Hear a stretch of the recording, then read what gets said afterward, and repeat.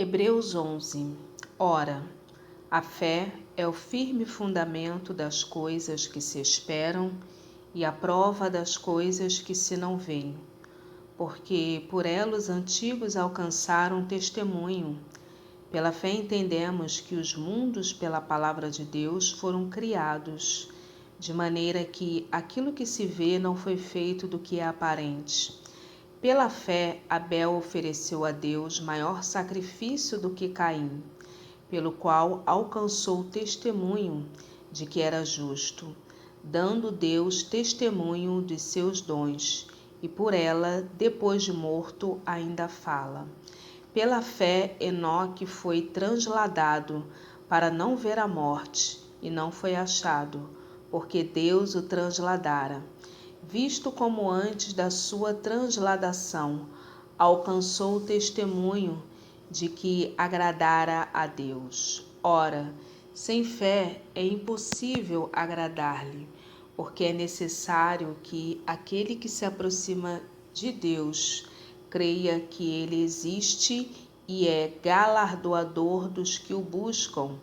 Pela fé, Noé, divinamente avisado das coisas ainda não se viam, temeu, e para a salvação da sua família preparou a arca, pela qual condenou o mundo e foi feito herdeiro da justiça, que é segundo a fé. Pela fé, Abraão, sendo chamado, obedeceu, indo para um lugar que havia de receber por herança, e saiu sem saber para onde ia. Pela fé, habitou na terra da promessa, como em terra alheia, morando em cabanas com Isaque e Jacó, herdeiros com ele da mesma promessa. Versículo 10.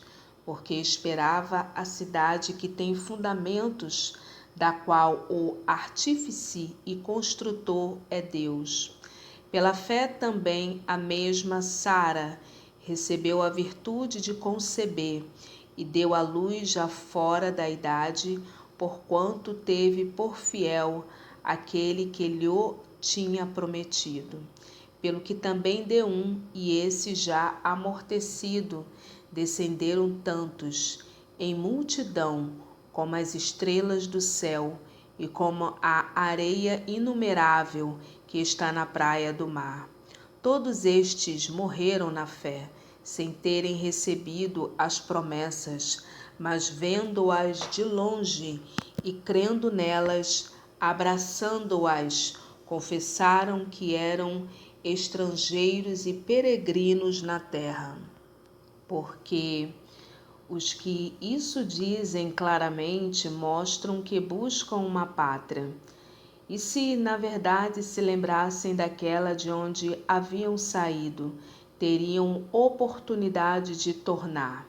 Mas agora desejam uma melhor, isto é, a celestial, pelo que também Deus não se envergonha deles, de se chamar seu Deus, porque já lhes preparou uma cidade.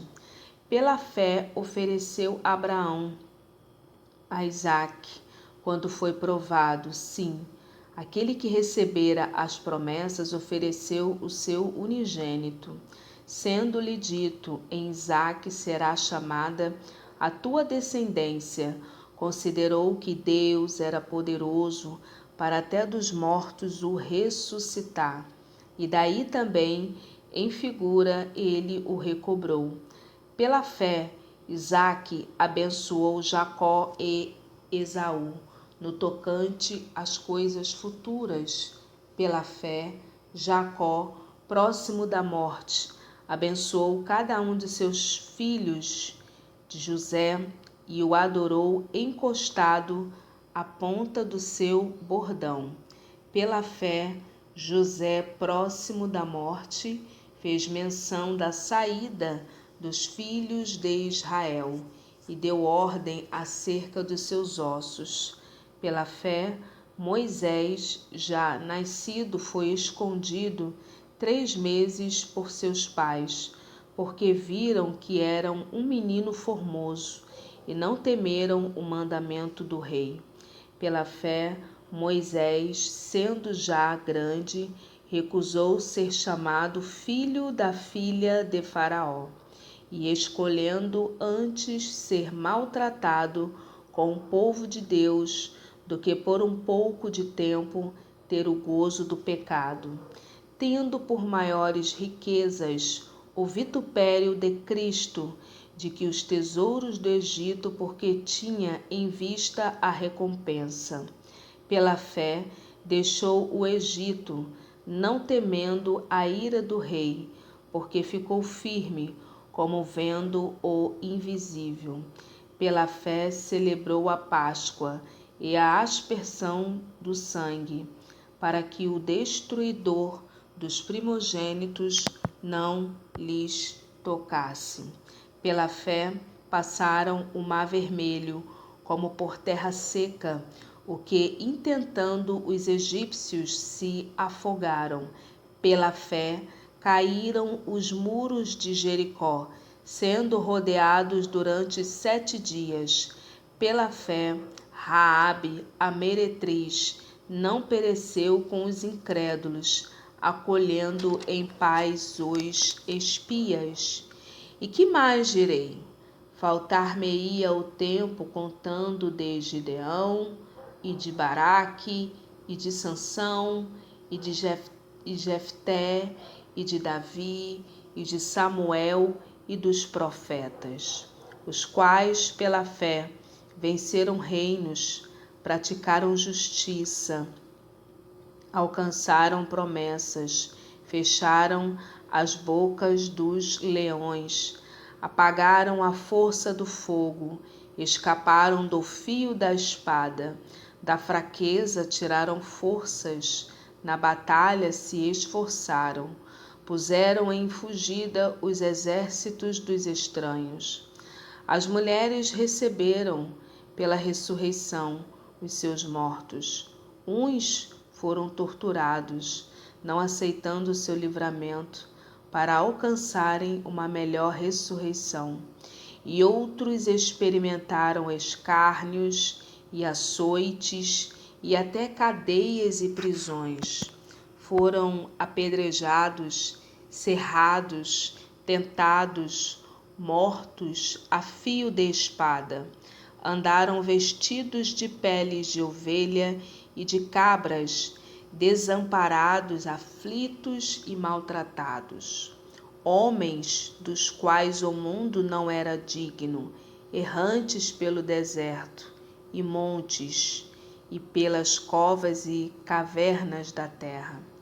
E todos estes, tendo tido testemunho pela fé, não alcançaram a promessa, provendo Deus alguma coisa melhor a nosso respeito, para que eles sem nós não fossem aperfeiçoados. Hebreus capítulo 12. Portanto, nós também, pois que estamos rodeados de uma tão grande nuvem de testemunhas, deixemos todo o embaraço e o pecado que tão de perto nos rodeia, e corramos com paciência a carreira que nos está proposta, olhando para Jesus, autor e consumador da fé, o qual, pelo gozo que lhe estava proposto, suportou a cruz, desprezando a afronta, e assentou-se à destra do trono de Deus. Considerai, pois, aquele que suportou tais contradições dos pecadores contra si mesmo, para que não enfraqueçais, desfalecendo em vossos ânimos. Ainda não resististes até ao sangue, combatendo contra o pecado, e já vos esqueceste da exortação que argumenta convosco como filhos? Filho meu, não desprezes a correção do Senhor, e não desmaies quando por ele fores repreendido, porque o Senhor corrige a quem ama e açoita a qualquer que recebe por filho. Se suportais a correção, Deus vos trata como filhos, porque que filho há a quem o pai não corrija? Mas se estais sem disciplina, da qual todos são feitos participantes, Sois então bastardos e não filhos, além do que tivemos nossos pais, segundo a carne, para nos corrigirem, e nós os reverenciamos. Não nos sujeitaremos muito mais ao Pai dos Espíritos para vivermos? Porque aqueles, na verdade, por um pouco de tempo nos corrigiam, como bem lhes parecia, mas este para nosso proveito, para sermos participantes da sua santidade. E, na verdade, toda a correção ao presente não parece ser de gozo, senão de tristeza, mas depois produz um fruto pacífico de justiça, nos exercitados por ela. Portanto, tornai a levantar as mãos cansadas e os joelhos desconjuntados, e fazei veredas direitas para os vossos pés, para que o que manqueja se não desvie inteiramente, antes seja sarado. Segui a paz com todos e a santificação, sem a qual ninguém verá o Senhor, tendo cuidado de que ninguém se prive da graça de Deus, e que nenhuma raiz de amargura brotando vos perturbe, e por ela muitos se contaminem. E ninguém seja fornicador ou profano, como Esaú, que por um manjar vendeu seu direito de primogenitura.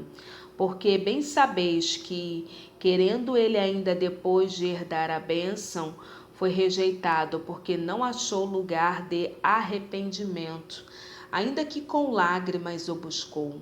Porque não chegastes ao monte palpável, aceso em fogo e a escuridão, e as trevas e a tempestade, e ao sonido da trombeta, e a voz das palavras, a qual os que a ouviram pediram que se lhes não falassem mais, porque não podiam suportar o que se lhe mandava: se até um animal tocar o monte, será apedrejado. E tão terrível era a visão que Moisés disse: estou todo assombrado e tremendo. Mas chegastes ao monte Sião, e à cidade do Deus vivo, a Jerusalém celestial, e aos muitos milhares dos anjos, à universal assembleia, à igreja dos primogênitos, que estão inscritos nos céus, e a Deus, o juiz de todos, e aos espíritos dos justos aperfeiçoados, e a Jesus, o mediador de uma nova aliança, e ao sangue da aspersão, que fala melhor do que o de Abel. Vede que não rejeiteis ao que fala, porque se não escaparam aquele que rejeitaram, que na terra os advertia, muito menos nós, se nos desviarmos daquele que é dos céus, a voz do qual moveu então a terra, mas agora anunciou, dizendo: ainda uma vez comoverei, não só a terra, senão também o céu.